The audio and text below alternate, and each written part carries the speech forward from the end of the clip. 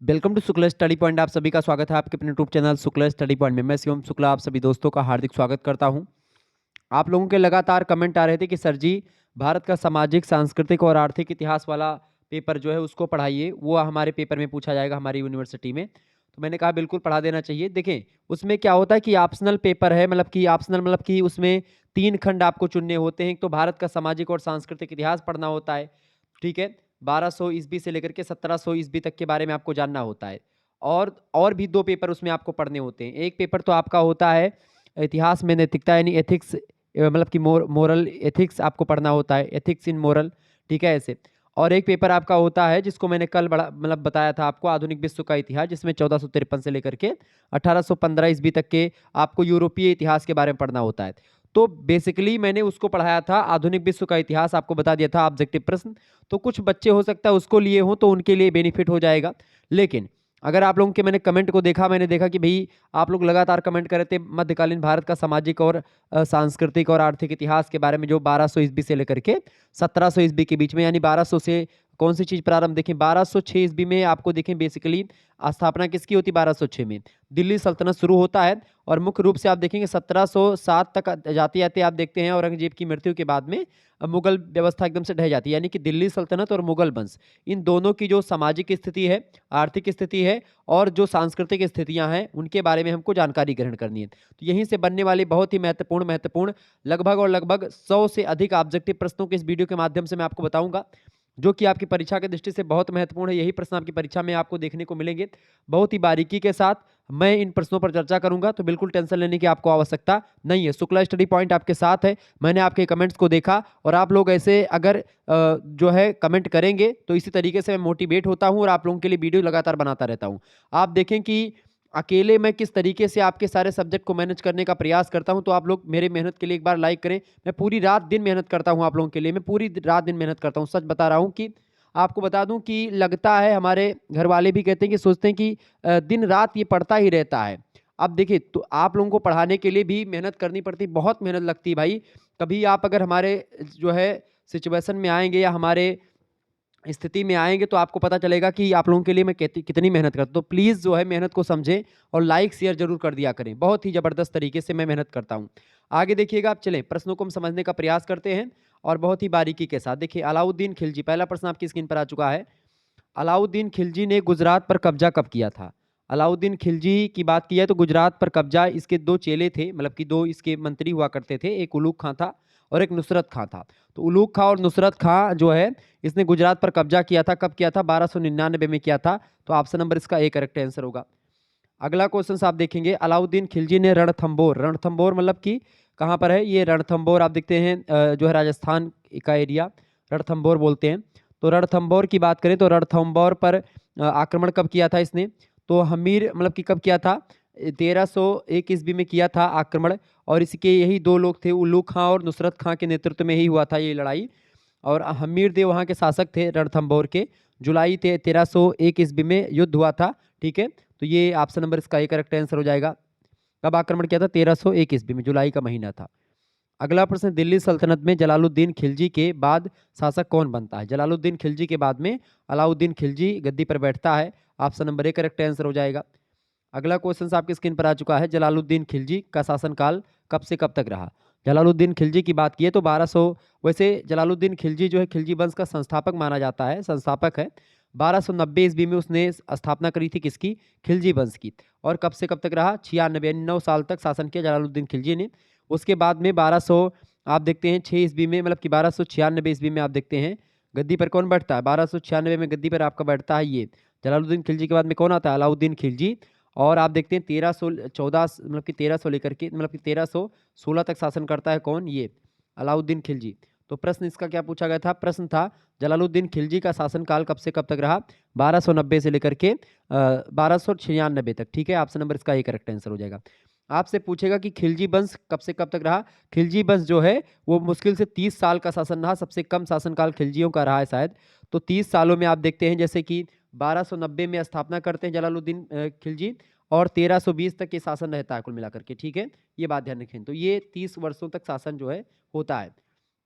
Clear. तो जलालुद्दीन खिलजी का शासन 1290 से 1296। अगला प्रश्न आ चुका है, अलाउद्दीन खिलजी का शासन काल कब से कब तक माना जाता है। अलाउद्दीन खिलजी की बात करें तो अलाउद्दीन खिलजी 1296 में गद्दी पर बैठता है, चूंकि जलालुद्दीन खिलजी के बाद में आता है तो 1296 में वो गद्दी से मतलब हटते हैं जलालुद्दीन खिलजी, और उसके बाद में अलाउद्दीन खिलजी गद्दी पर बैठता है 1296 में, और 1316 ईस्वी तक बैठा रहता है। ऑप्शन नंबर इसका बी करेक्ट है। मतलब बैठा रहता है, इसका मतलब ये नहीं कि हमेशा गद्दी पर बैठा रहता है, मतलब कि शासन भार इसी के हाथों में होती है, अलाउद्दीन के। देखिए दिल्ली सल्तनत की बात की तो पहला राजवंश कौन सा था, बहुत ही बढ़िया प्रश्न है। दिल्ली सल्तनत का पहला राजवंश जो था वो था गुलाम वंश। अब आप कहेंगे सर जी इसमें तो गुलाम वंश ऑप्शन में नहीं है। देखिए गुलाम वंश को ही मामलूक वंश कहा जाता है, ये बात ध्यान रखेंगे। Option number A correct answer हो जाएगा। मामलूक वंश और गुलाम वंश एक ही है। गुलाम वंश को अंग्रेजी में स्लेव डायनेस्टी बोलते हैं, ये बात ध्यान रखेंगे। गुलाम वंश की अगर बात की जाए तो 1206 ईस्वी में गुलाम वंश की स्थापना होती है, और 1290 ईस्वी तक शासन चलता है गुलाम वंश का। ठीक है, ये बात ध्यान रखेंगे। 1206 से लेकर के 1290 दिल्ली सल्तनत का ये पहला राजवंश है, ये बात ध्यान रखेंगे। अच्छा पहला ये है, तो दूसरा मैं आपको एक क्रम से बता दूं। सबसे पहले आपका आता है गुलाम वंश। ठीक है, गुलाम वंश कब से कब तक, गुलाम वंश आपका मैंने आपको बताया 1206 से लेकर के 1290 ईस्वी तक गुलाम वंश रहता है। उसके बाद में फिर आता है कौन सा गुल खिलजी। गुल खिलाते हैं, कहते हैं ना गुल खिलावत है, तो गुल खिलावत है मतलब कि समझ लो इसे गुल खिलाना, यानी कि गु से गुलाम वंश, फिर खिलजी वंश।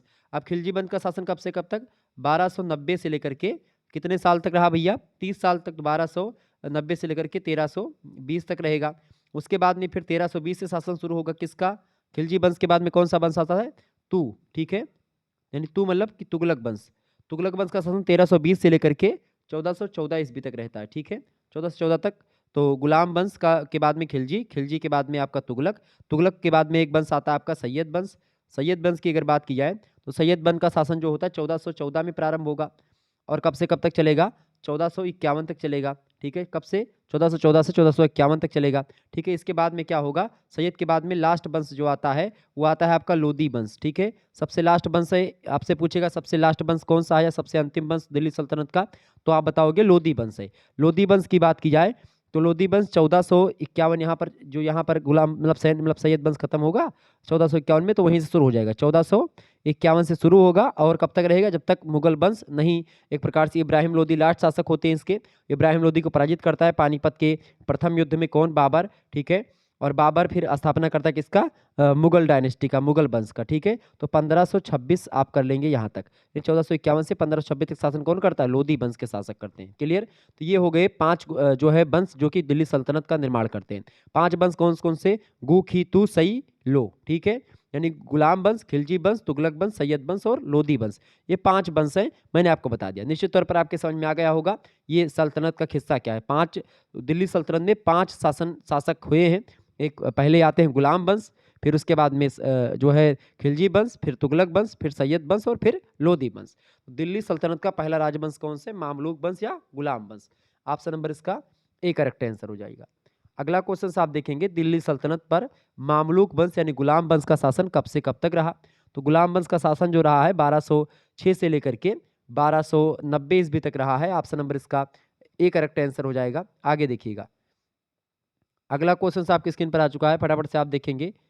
अगला क्वेश्चन आपकी स्क्रीन पर देखें, 1300, देखिए 1320 से 1414 तक कौन सा शासन रहा, 1320 से 1314 तुगलक वंश का शासन रहा। ठीक है, किसका, तुगलक वंश। ठीक है, अब यहीं पर देखें 1290 से 1320 खिलजी वंश, कौन सा वंश, खिलजी वंश। ठीक है, 12 से 6 से लेकर के 1290 तक कौन सा वंश रहा, कौन सा वंश रहा भैया, कौन सा वंश, बिल्कुल मामलूक यानी गुलाम वंश। ठीक है, गुलाम वंश।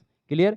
ऐसे 1414 से लेकर के 1451 तक कौन रहा, बिल्कुल बहुत बढ़िया बहुत बढ़िया, फटाफट से आप बताएंगे, बिल्कुल सैयद वंश। ठीक है, कौन रहा, सैयद वंश। और 1451 से लेकर के 1526 आप एक और कर दीजिए, ये हो गया आपका अंतिम यानी लोदी वंश। आगे देखिएगा, दिल्ली सल्तनत पर दूसरा राजवंश कौन सा था, बताएं।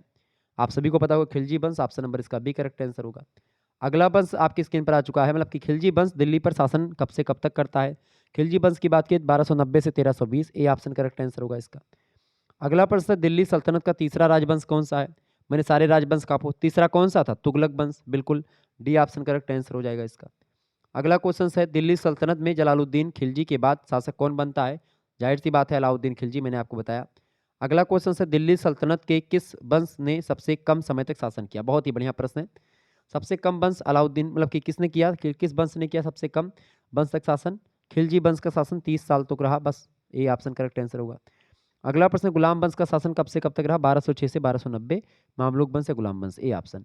आगे देखिएगा, अगला क्वेश्चन आपके स्क्रीन पर आ चुका है, बहुत ही जबरदस्त प्रश्न है, फटाफट से आप लोग बताने का प्रयास करेंगे।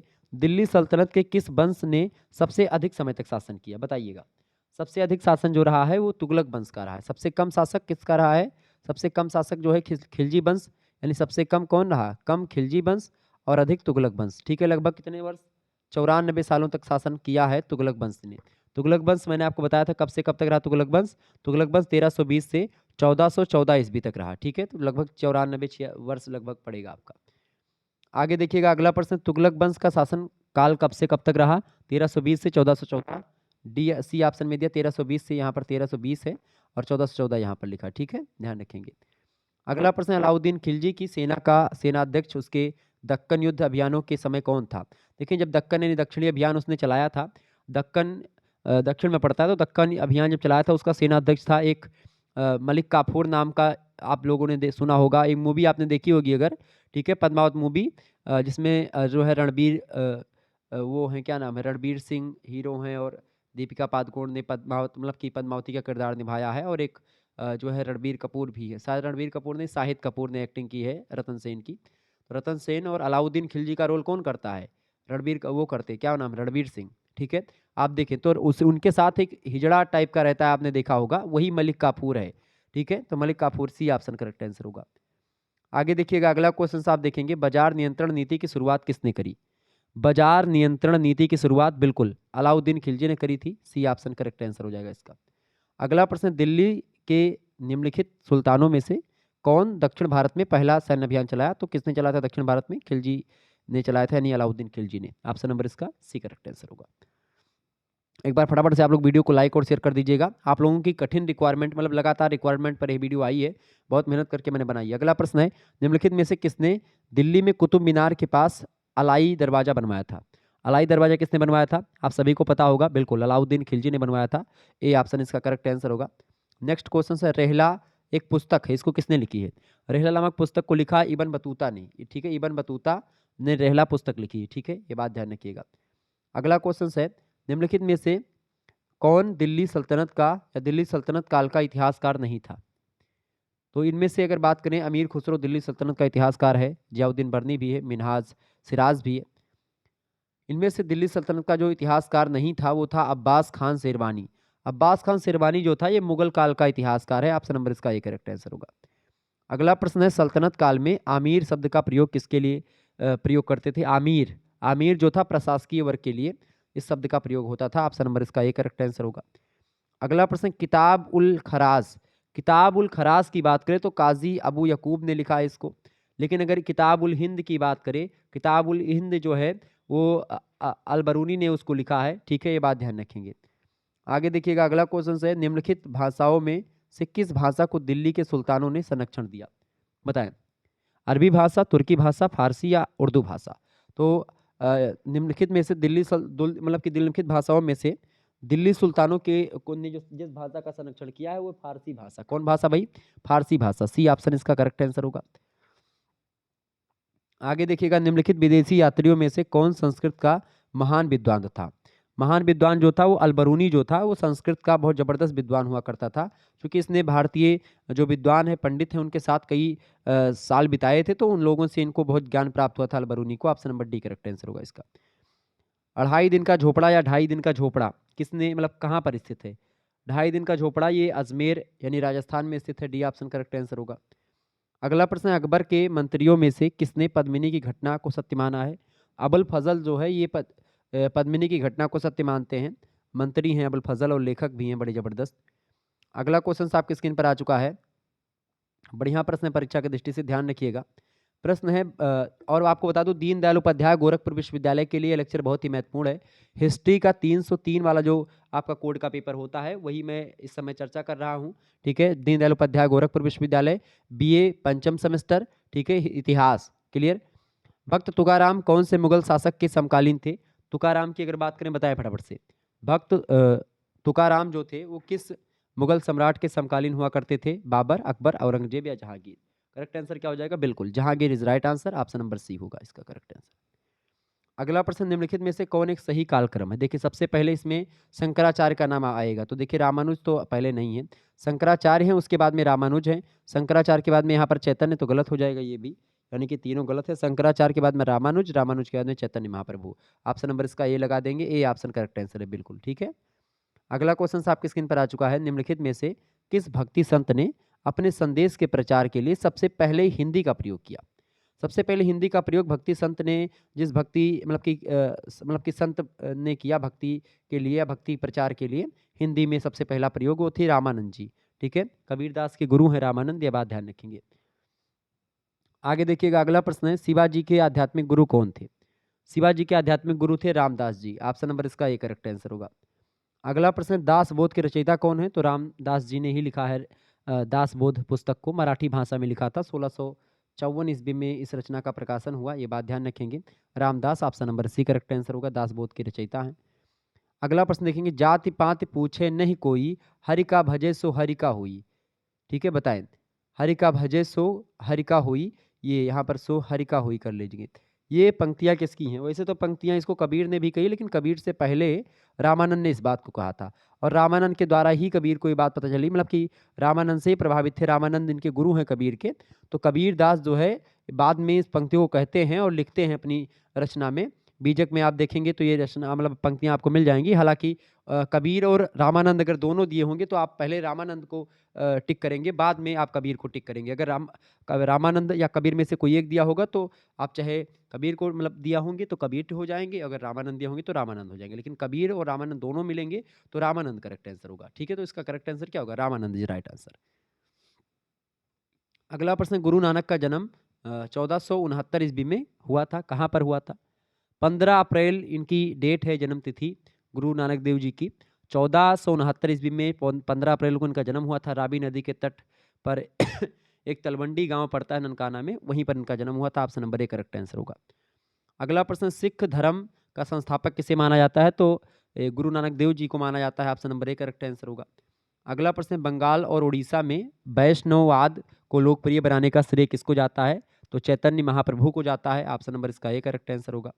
अगला क्वेश्चन से, चैतन्य महाप्रभु का जन्म स्थल कहाँ पर है? चैतन्य महाप्रभु की बात की जाए तो इनका जन्म हुआ था 18 फरवरी को, 1486 ईस्वी में इनका जन्म हुआ था, ठीक है, 18 फरवरी को, ओके। 18 फरवरी 1486 में इनका जन्म हुआ था, कहाँ पर हुआ था? नदिया या नवद्वीप कहते हैं, पश्चिम बंगाल में पड़ता है नदिया और नवद्वीप, ठीक है। नदिया नवद्वीप, उसी को नदिया बोलते हैं, उसी को नवद्वीप भी बोलते हैं। तो यहीं पर इनका जन्म हुआ था चैतन्य महाप्रभु जी का, तो ये ऑप्शन करेक्ट आंसर हो जाएगा, ध्यान रखिएगा।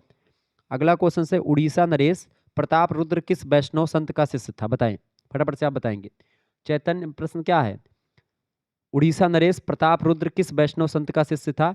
तो जो उड़ीसा के राजा थे प्रताप रुद्र जी, वो शिष्य थे किसके? चैतन्य महाप्रभु के, ऑप्शन नंबर इसका एक करेक्ट आंसर हो जाएगा। वैष्णव संत है चैतन्य महाप्रभु। अगला प्रश्न है, निम्नलिखित में से किसे गौरांग प्रभु भी कहा जाता है? गौरांग प्रभु के नाम से चैतन्य महाप्रभु को भी जाना जाता है, ऑप्शन नंबर एक करेक्ट आंसर हो जाएगा। अगला प्रश्न है, आलसियों का मूल मंत्र, आलसियों का मूल मंत्र, और उसमें आगे कहा गया कि अजगर करे न चाकरी, पंछी करे न काम, और बताएं। इस आगे वाली पंक्ति पढ़ेंगे तो आपका मलूक दास का नाम पता चल जाएगा, इसीलिए मैंने नहीं पढ़ा, तो बी ऑप्शन करेक्ट आंसर हो जाएगा, ओके। आगे देखिएगा, अगला क्वेश्चन आपके स्क्रीन पर आ चुका, फटाफट से आप देखेंगे। तो तारीखे दाऊदी का लेखक इनमें से कौन था? बताएं, तारीखे दाऊदी का लेखक कौन है? फटाफट से आप बताने का प्रयास करेंगे, बहुत ही जबरदस्त प्रश्न आपकी परीक्षा की दृष्टि से है बताने का प्रयास करिएगा। अच्छा ये बताइए, भारत में चिश्ती सिलसिले को किसने स्थापित किया था? शेख मोइनुद्दीन चिश्ती ने शुरू किया था, ये बात ध्यान रखिएगा। सूफी सिलसिला किस संप्रदाय से रिलेटेड है? तो इस्लाम धर्म से रिलेटेड है, ये बात ध्यान रखिएगा। इस्लामी रहस्यवाद आंदोलन को सूफी आंदोलन कहा जाता है, ये बात भी ध्यान रखिएगा। देखिए प्रश्न आपकी स्क्रीन पर आ चुका है, फटाफट से आप देखेंगे कि तारीखे दाऊदी का लेखक कौन था? तारीखे दाऊदी अब्दुल्लाह की रचना है, option number C correct answer होगा। अगला प्रश्न, थियोसॉफिकल सोसाइटी की स्थापना किस वर्ष हुई थी? 17 नवंबर 1875 को हुई थी। इसकी स्थापना थियोसॉफिकल सोसाइटी में कहाँ पर? अमेरिका में हुई थी। अगला क्वेश्चन आपकी स्क्रीन पर आ चुका है, ताजुल मुआसिर का लेखक कौन है? ताजुल मुआसिर के लेखक हैं Hasan Nizami, option number D correct answer हो जाएगा। आगे देखिएगा अगला क्वेश्चन है, सल्तनत काल में नगरों की सबसे अधिक उपासना मतलब की स्थापना किसने करवाई थी? सल्तनत काल में सबसे अधिक नगरों की स्थापना करवाई थी मतलब कि ऐबक ने, कुतुबुद्दीन ऐबक ने। लेकिन अगर आपसे पूछे कि सबसे अधिक मतलब कि नहरों के निर्माण किसने करवाया था, तो फिरोज शाह तुगलक ने करवाया था नहरों का निर्माण। अगला प्रश्न, इटली के यात्री निकोलो कोंटी ने किस वर्ष विजयनगर साम्राज्य का भ्रमण किया था? बताएंगे। 1420 ईस्वी में किया था उन्होंने, बी ऑप्शन करेक्ट आंसर होगा। अगला प्रश्न, ताज उल मासिर का लेखक कौन है? ताज उल मासिर का लेखक कौन था? हसन निजामी है, ऑप्शन नंबर इसका ए करेक्ट आंसर हो जाएगा। ये सब प्रश्न आपकी परीक्षा की दृष्टि से बहुत ही जबरदस्त है, परीक्षा में पूछा जा सकता है, ये बात ध्यान रखिएगा। ओके। अच्छा, आशिका एक रचना है, उसके लेखक कौन है? अमीर खुसरो हैं, ध्यान रखिएगा इस बात को। ओके। अच्छा, कौन सा ऐसा कवि है जो 8 सुल्तानों के दरबार में रहा था? ये भी प्रश्न बन सकता है। तो 8 सुल्तानों के दरबार में अमीर खुसरो ने ही रहा था, और अमीर खुसरो ने सितार की खोज भी करी थी, ये बात ध्यान रखिएगा। प्रश्न आपसे पूछा जाएगा, नहरों और बगीचों का निर्माण करवाने वाला हिंदी का प्रथम मतलब कि दिल्ली का प्रथम शासक या सुल्तान कौन था? तो फिरोज शाह तुगलक था, ये प्रश्न भी पूछा गया है। रजिया सुल्तान किसकी पुत्री थी? इल्तुतमिश की पुत्री थी, ये बात भी ध्यान रखेंगे। और मतलब कि भारत की पहली मुस्लिम शासिका है रजिया सुल्तान, ठीक है, ये बात ध्यान रखिएगा। आगे देखेंगे, अगला क्वेश्चन आपकी स्क्रीन पर आ चुका, फटाफट से आप देखेंगे, बहुत ही जबरदस्त प्रश्न है। देखिए प्रश्न है, तुलसीदास जी ने किसके शासनकाल में रामचरितमानस की रचना करी थी? फटाफट से आप बताएंगे।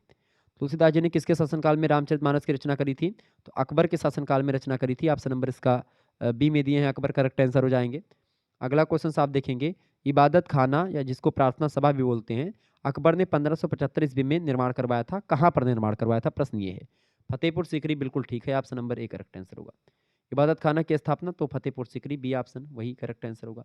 अगला क्वेश्चन आप देखेंगे, दक्षिण का कौन सा राज्य समृद्ध और शक्तिशाली था उस समय? तो देखिए बरार जो था ये सबसे ज्यादा शक्तिशाली और समृद्ध, option number B correct answer होगा। आयन अकबरी का लेखक कौन है? बताएं इनमें से। आयन अकबरी किसने लिखा? अबुल फजल ने लिखा है, option number A correct answer हो जाएगा। अगला प्रश्न है, इकबाल नामा ई जहांगीरी के लेखक कौन है?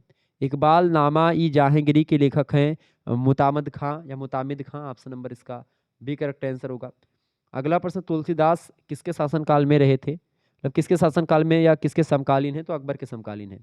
अकबर का एक नवरत्न में से एक व्यक्ति था, उसका नाम था रहीम दास, आपको पता होगा।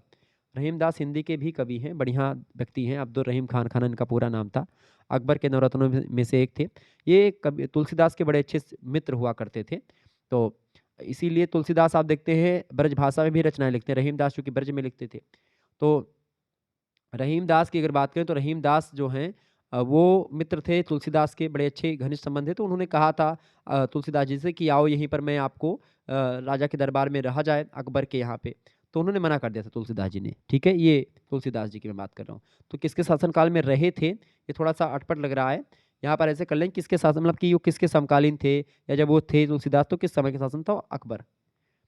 आगे देखेंगे, अकबर के मुख्य भवन कहाँ स्थित है? अकबर का मुख्य भवन, अकबर के जो मुख्य भवन है फतेहपुर सीकरी में स्थित है, सी ऑप्शन करेक्ट आंसर होगा। अगला प्रश्न, हुमायूं नामा किसने लिखी है? हुमायूं नामा गुलबदन बेगम ने लिखी है, सी ऑप्शन करेक्ट आंसर हो जाएगा। अच्छा, हुमायूं नामा की बात करें, गुलबदन बेगम ने लिखा है 1576 में, अकबर के आदेश पर यह रचना लिखी गई हुमायूं नामा। अगला प्रश्न, तुजुक ए जहांगीरी का लेखक कौन है? तुजुक ए जहांगीरी जो है फारसी भाषा में लिखी गई एक आत्मकथा है, और आत्मकथा कौन लिखता है? आप सभी को पता होगा, जहांगीर, यानी स्वयं खुद लिखा जाता है, तो जहांगीर ने ही लिखा था इसको, तुजुक ए जहांगीरी।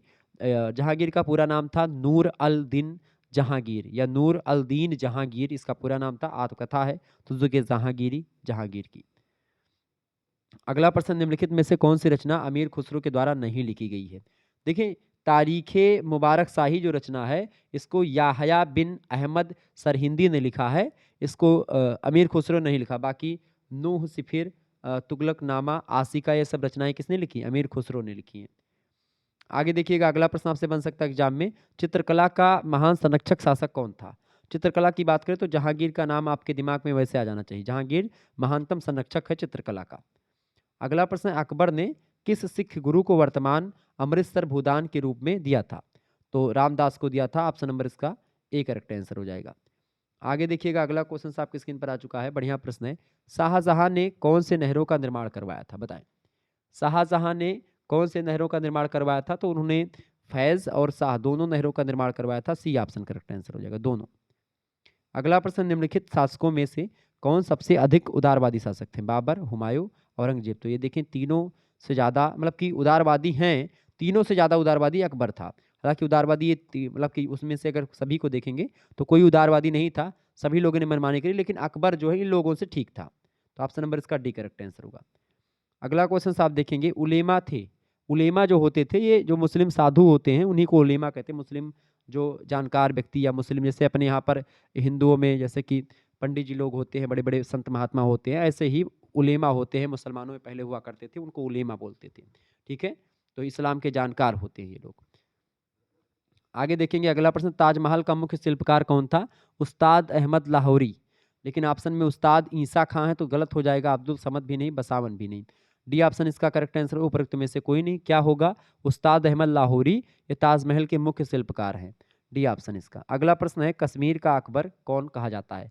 कश्मीर का अकबर कहते हैं जैनुल आबदीन को। ऑप्शन नंबर इसका ए करेक्ट आंसर हो जाएगा, जैनुल आबदीन को कश्मीर का अकबर कहा जाता है। आगे देखिएगा अगला प्रश्न, महाभारत का फारसी अनुवाद किसने करवाया था? महाभारत का फारसी अनुवाद जो करवाया था अकबर के कहने पर किया गया था। 1582 ईस्वी की बात है।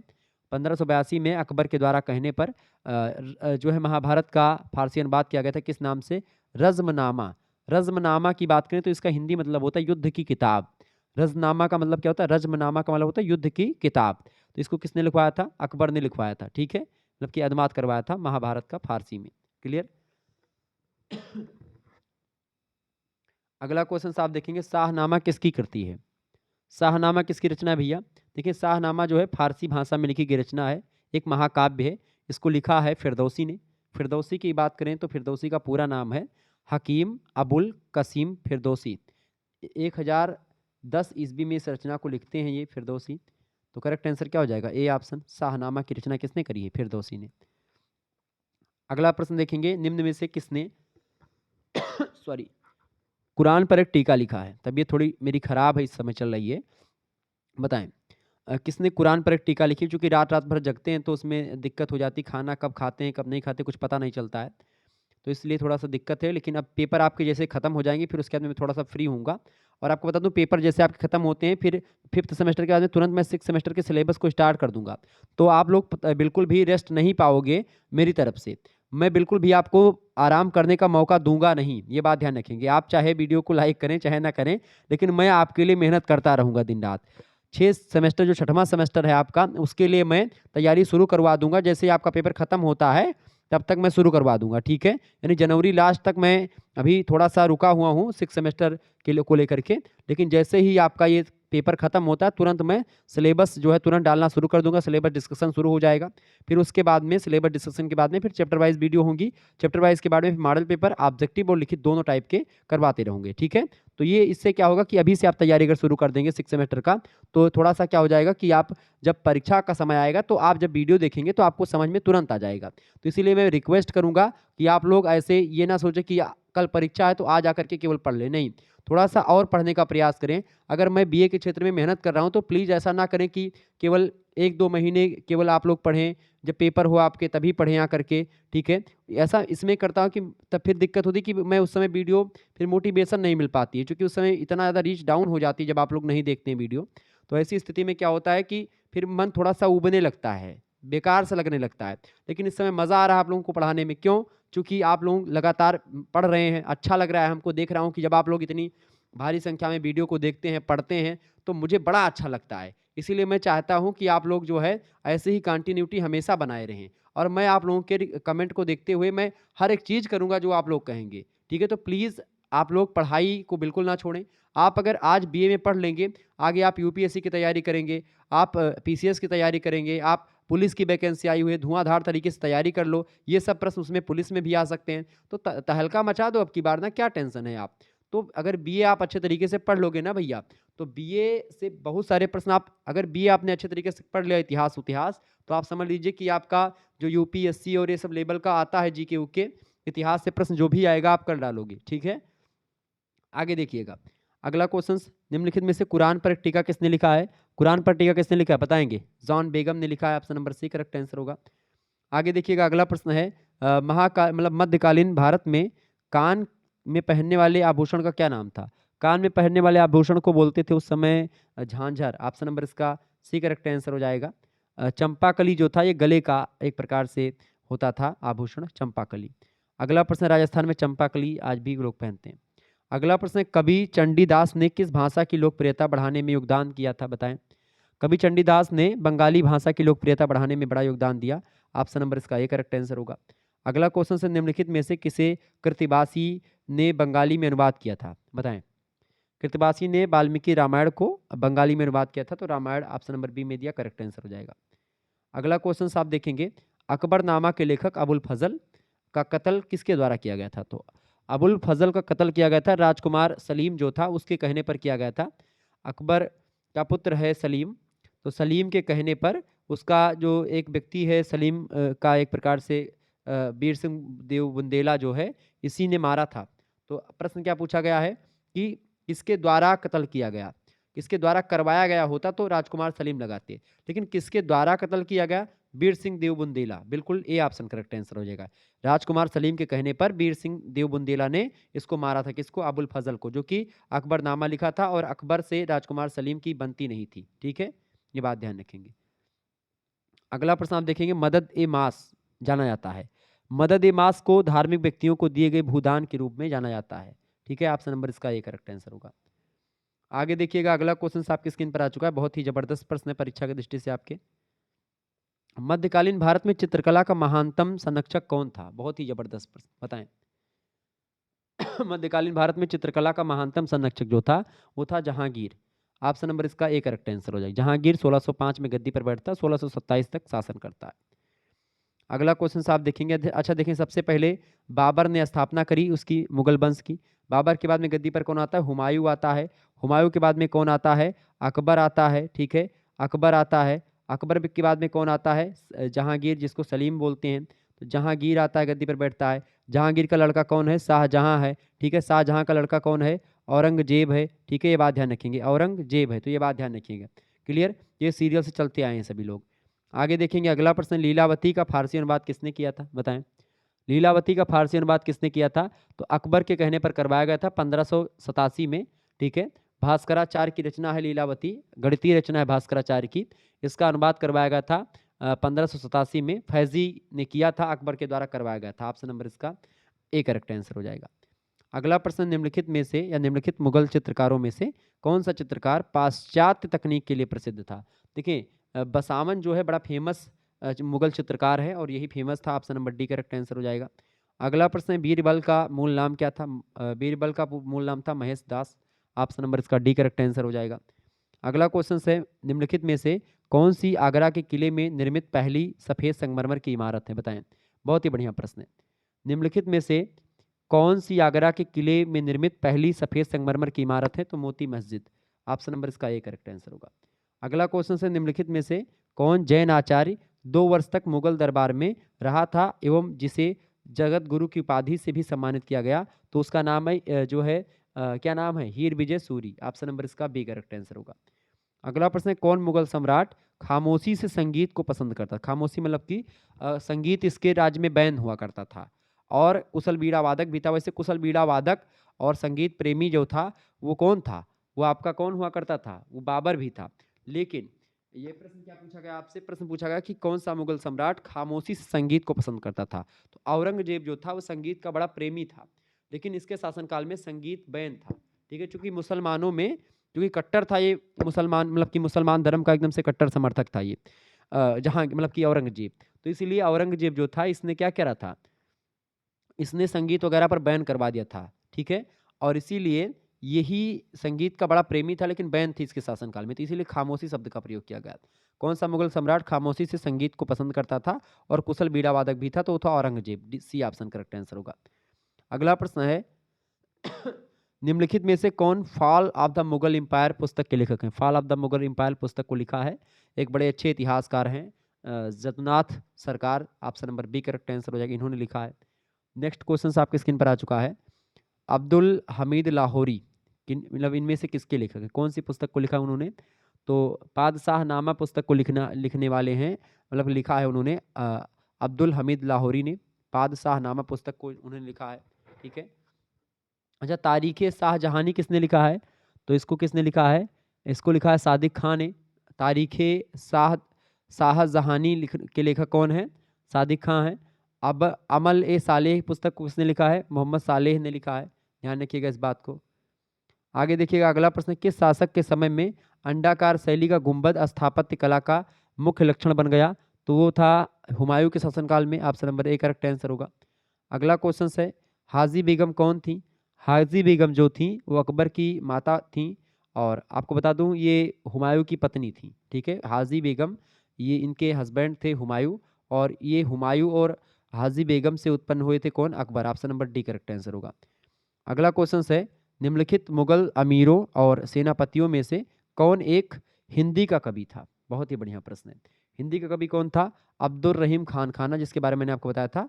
इनका नाम है रहीम दास के नाम से आप जानते हैं। रहीम के दोहे आप पढ़ते होंगे। ठीक है, रहीमन पानी राखिए बिन पानी सब सून, पानी गए न उबरे मोती मानुष चून। आप लोगों ने दोहा पढ़ा होगा, ये दोहा इन्हीं का है, अब्दुल रहीम खान खाना का। यानी कि ये इनके पिताजी का नाम था बैरम खान। बैरम खान जो थे, जब अकबर 9 साल के थे तो हेमू का से जो युद्ध हुआ था उसमें अकबर जो है, पानीपत का द्वितीय युद्ध हुआ था हेमू और अकबर के बीच में, तो उस समय बैरम खान ने ही कमान संभाली थी। ठीक है, तो इनके पिताजी थे रहीम दास के, तो उनके लड़के हैं, तो इसीलिए वहाँ पर आप देखते हैं। और विद्वान आदमी है रहीम दास, बहुत बड़े विद्वान आदमी हैं। ठीक है, आगे देखिएगा अगला क्वेश्चन आपकी स्क्रीन पर आ चुका है, बैंक ऑफ बड़ौदा की स्थापना कब करी गई? बैंक ऑफ बड़ौदा की स्थापना 20 जुलाई 1908 को हुई थी। Option number A correct answer होगा। अगला प्रश्न, किस वर्ष केंद्रीय बैंकिंग जांच समिति का गठन किया गया था? 1930 में किया गया था, ये ऑप्शन। अगला प्रश्न, पीपुल्स बैंक ऑफ इंडिया की स्थापना कब की गई? 1901 में करी गई थी, ये ऑप्शन। अगला प्रश्न, मुस्लिम धर्म गुरुओं को कहा जाता है? मुस्लिम धर्म गुरुओं को उलेमा बोलते हैं। Option number D correct answer हो जाएगा। अगला प्रश्न, सूफीवाद में तर्क ए दुनिया किसको कहते हैं? तर्क ए दुनिया, उद्बुद्ध विश्व को जो है तर्क ए दुनिया कहते हैं, उद्बुद्ध विश्व। Option number C correct answer होगा। अगला मतलब मोह माया को त्यागना ही बोलते हैं उसको। अगला प्रश्न है, निम्नलिखित मुगलों में से कौन सा संस्कृत भाषा और साहित्य का एक बड़ा विद्वान हुआ करता था? इनमें से अगर बताएं तो दारा सिकोह जो था वो बड़ा विद्वान था, और दारा सिकोह जो था ये औरंगजेब का बड़ा भाई था, लेकिन औरंगजेब जो है उसका सर काट करके थाली में सजा करके अपने पिता शाहजहां के पास ले जाता है। आप देखें तो ये बड़ा क्रूर शासक था औरंगजेब। ठीक है, और दारा सिकोह बड़ा नरम दलीय शासक था, मतलब कि उसने ज़्यादा कुछ, मतलब उसके अंदर चाय भाय जैसी कोई व्यवस्था नहीं थी, या कट्टरपंथी व्यवस्था कुछ नहीं थी। तो ये दारा सिकोह था, ये संस्कृत भाषा का और साहित्य का बड़ा जबरदस्त विद्वान था दारा सिकोह। ये ऑप्शन करेक्ट आंसर होगा। अगला प्रश्न है, सर्वाधिक उपजाऊ जमीन कृषि योग्य भूमि को कहते हैं? उसको बोलते हैं polje. Option number A correct answer हो जाएगा। अगला प्रश्न, महेश दास किसका नाम है? तो बीरबल का नाम है Mahesh Das. Option number D correct answer होगा। अगला प्रश्न, मेहर संबंधित है किससे? संपत्ति से संबंधित है मेहर। अगला क्वेश्चन है, पंचतंत्र का फारसी में अनुवाद किसने करवाया था?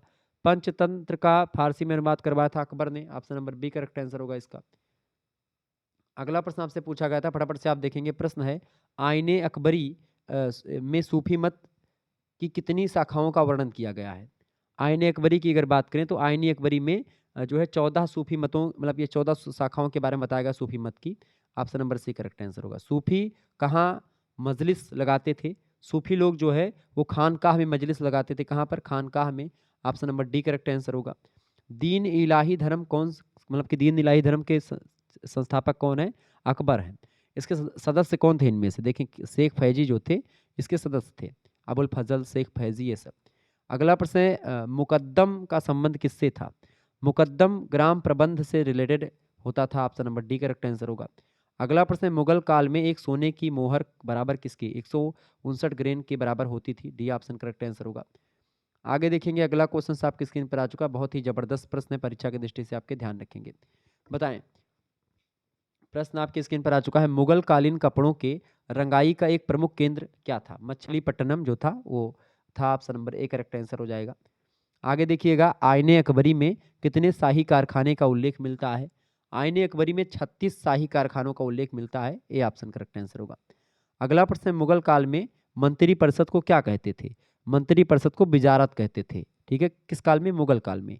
सी ऑप्शन करेक्ट आंसर होगा। मुगल काल में करोड़ी कौन था? करोड़ी जो था ये भू राजस्व अधिकारी को करोड़ी बोलते थे। बी ऑप्शन करेक्ट आंसर होगा। अगला प्रश्न है, मुगल काल भारत में या मुगल कालीन भारत में राज्य की आय का प्रमुख स्रोत किसके हाथ में था या कौन था? तो भू राजस्व जो था वो आय का प्रमुख स्रोत हुआ करता था। भू राजस्व यानी कि भूमि का जो टैक्स होता है वही, उसी से राज का चलता था। सी ऑप्शन करेक्ट आंसर होगा। अगला क्वेश्चन है मनसबदार जिन्हें मुद्रा के रूप में वेतन दिया जाता था उसे क्या कहते थे? वेतन को, उसको बोलते थे नकदी वेतन या नगद। Option number B correct answer होगा। अगला प्रश्न है मुगल बादशाह किससे जागीर प्रदान करते थे? बताएं किससे जागीर प्रदान करते थे? खालसा महाल से या जागीर महाल से या महाल पैबाकी से? तो महाल पैबाकी से प्राप्त करते थे मुगल बादशाह जागीर। सी ऑप्शन करेक्ट आंसर होगा इसका। अगला प्रश्न, मुगल काल में मौलिम क्या था? मुगल काल में मौलिम जो था एक जहाज का नाम था। Option number D correct answer होगा। अगला क्वेश्चन आप देखेंगे, मुगल भारत में अंग्रेजों के व्यापार की सार्वजनिक या सर्वाधिक महत्वपूर्ण वस्तु क्या थी? बताएं, बहुत महत्वपूर्ण प्रश्न है। नील, सूती वस्त्र, अफीम या चाय? तो मुगल काल में अंग्रेजों के व्यापार की सर्वाधिक महत्वपूर्ण वस्तु थी चाय। Option number D correct answer हो जाएगा। ओके, अंग्रेजों के समय में, मतलब मुगल कालीन समय में। उसके बाद में फिर सूती वस्त्रों पर कब्जा करते हैं, फिर नील पर, ठीक है। फिर अफीम की खेती आप देखते हैं गुजरात, मतलब कि बिहार वगैरह में। अगला क्वेश्चन है मुगल कालीन भारत में अर्धलिखित वस्तुओं में से किसका निर्यात किया जाता था? तो सूती वस्त्र और रेशमी वस्त्रों का निर्यात होता था। इसका ए ऑप्शन करेक्ट आंसर हो जाएगा। अगला क्वेश्चन आपकी स्क्रीन पर आ चुका, मुगल साम्राज्य में नील उत्पादन का सबसे प्रसिद्ध क्षेत्र कौन सा था? नील उत्पादन का सबसे प्रसिद्ध क्षेत्र जो था वो था बयाना, इनमें से, ठीक है। आगरा के निकट पड़ता है Bayana. Option number D correct answer होगा इसका। अगला प्रश्न, मुगल कालीन भारत में अमेरिकी देशों से कोई व्यापार नहीं था। बिल्कुल, इसका करेक्ट आंसर क्या हो जाएगा? बिल्कुल क्या पूछा गया? मुगल काल में बंगाल में अच्छे ऊनी कपड़े बनते थे या वस्त्र उद्योग एक प्रमुख उद्योग था मुगल काल में, चीनी उद्योग नहीं था, या अमेरिकी देशों से कोई व्यापार नहीं था? तो इसका करेक्ट आंसर हो जाएगा अमेरिकी देशों से कोई व्यापार नहीं था। अगला क्वेश्चन आप देखेंगे, व्यापारियों द्वारा दस्तकारों को वांछित माल की प्राप्ति हेतु दी गई अग्रिम धनराशि के लिए किस शब्दावली का इस्तेमाल होता था? बताइएगा, किस शब्दावली का इस्तेमाल होता था भैया? तो ददनी नाम का शब्द जो है इस्तेमाल करते थे। सी ऑप्शन करेक्ट आंसर होगा। अगला प्रश्न है, अन्य ग्रामों से भूमि जोतने हेतु आने वाले कृषक क्या कहलाते थे? तो अन्य ग्रामों से भूमि जोतने वाले जो कृषक आते थे उनको जो है पार्ड या पाही कहते थे। ऑप्शन नंबर इसका ए करेक्ट आंसर है।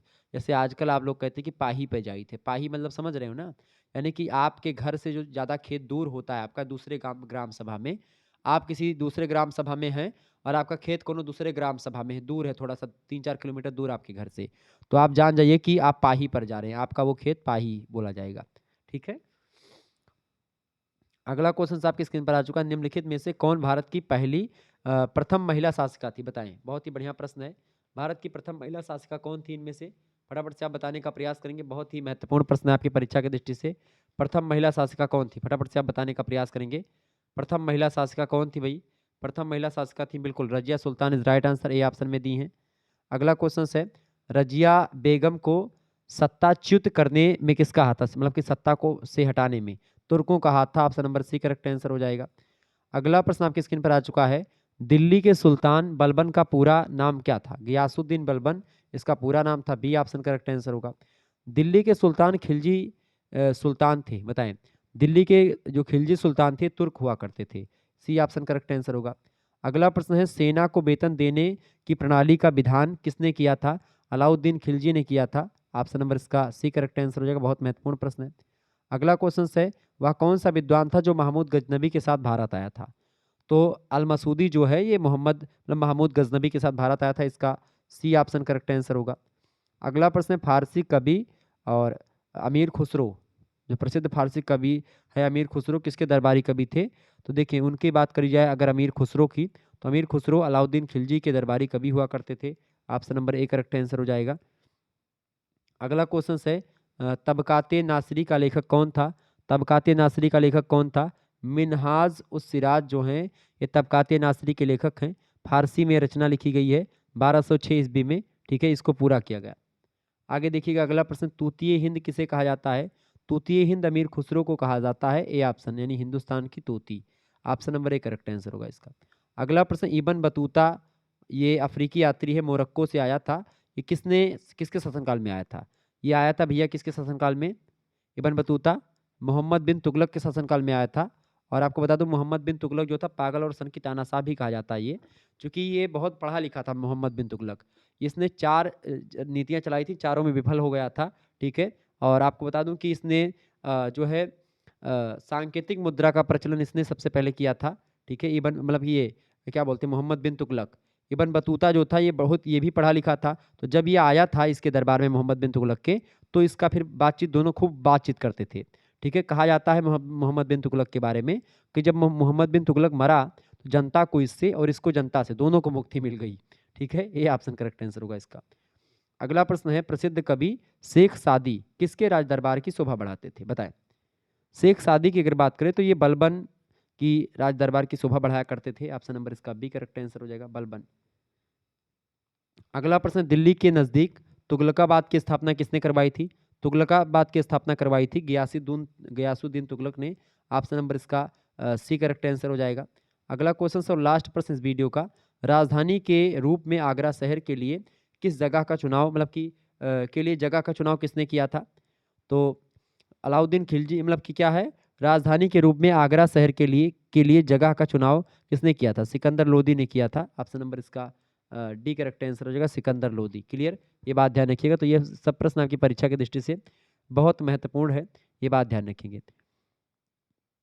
अच्छा, ये बताएं कुतुब मीनार की नींव किसने डाली थी। तो कुतुबुद्दीन ऐबक ने डाली थी कुतुब मीनार की नींव, ठीक है। ये बात ध्यान, इसीलिए उसको कुतुब मीनार कहते हैं। कुतुब मीनार की नींव किसने डाली थी, कुतुबुद्दीन ऐबक ने डाली थी, ये बात ध्यान रखिएगा। तो इस तरीके से आपने बहुत सारे प्रश्नों को समझ लिया, और फिर ये सब प्रश्न परीक्षा की दृष्टि से आपके बहुत महत्वपूर्ण है। मिलते हैं फिर नेक्स्ट वीडियो में, तब तक के लिए।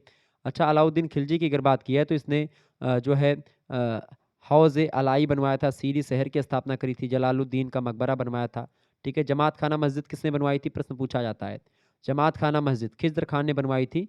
अलाउद्दीन का पुत्र था खिज्र खान, ठीक है, उसने बनवाई थी जमात खाना मस्जिद। क्लियर।